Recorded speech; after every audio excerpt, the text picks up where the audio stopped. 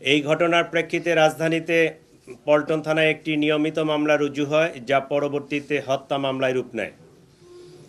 প্রিয় সাংবাদিক ভাই ও বোনেরা, ন্যাক্কারজনক এই ঘটনার পরপরই Dhaka metropolitan police, DB, CTTC, RAB, CID, BGB ঘটনায় জড়িতদের শনাক্ত করে গ্রেফতার করে আইনের আওতায় আনার জন্য কাজ শুরু করে।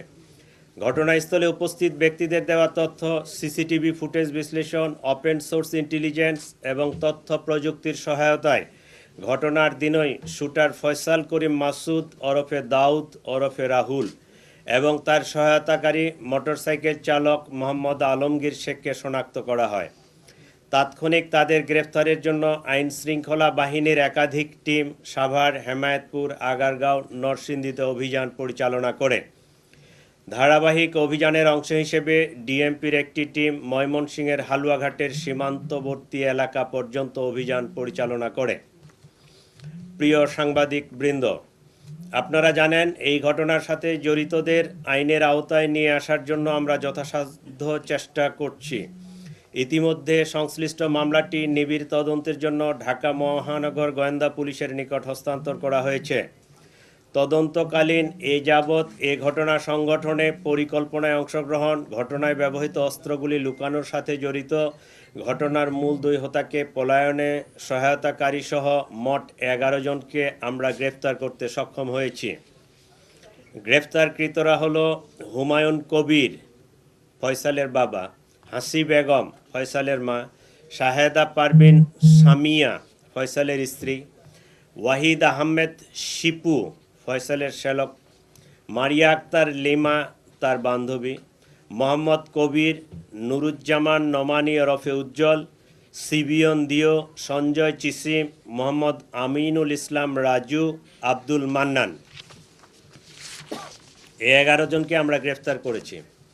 এই ঘটনায় জব্দকৃত উল্লেখযোগ্য আলামত সমূহ হত্যাকাণ্ডে ব্যবহৃত 2টি বিদেশি পিস্তল, 52 রাউন্ড গুলি, ম্যাগজিন, ছোরা; হত্যাকাণ্ডে ব্যবহৃত মোটরসাইকেল ও ভুয়া নম্বর প্লেট, যে নম্বর প্লেটটি অপারেশনের সময় লাগানো ছিল; ঘটনার সময় ওসমান হাদিকে বহনকারী অটোরিকশা; ঘটনাস্থল থেকে হত্যাকাণ্ডে ব্যবহৃত গুলির খোসা, ভিডিও চিত্র, সিসিটিভি ফুটেজ ও অন্যান্য আলামত; প্রায় 53টি অ্যাকাউন্টের বিপরীতে 218 কোটি টাকার স্বাক্ষরিত চেক। প্রিয় সাংবাদিকবৃন্দ, তদন্তে প্রাপ্ত তথ্য, বিভিন্ন গোয়েন্দা সংস্থার প্রতিবেদন, গ্রেপ্তারকৃতদের দেওয়া জবানবন্দি পর্যালোচনা করলে দেখা যায় ফয়সাল ও আলমগীর ঘটনার পরপরই ঢাকা হতে সিএনজি করে আমিনবাজারে যায়।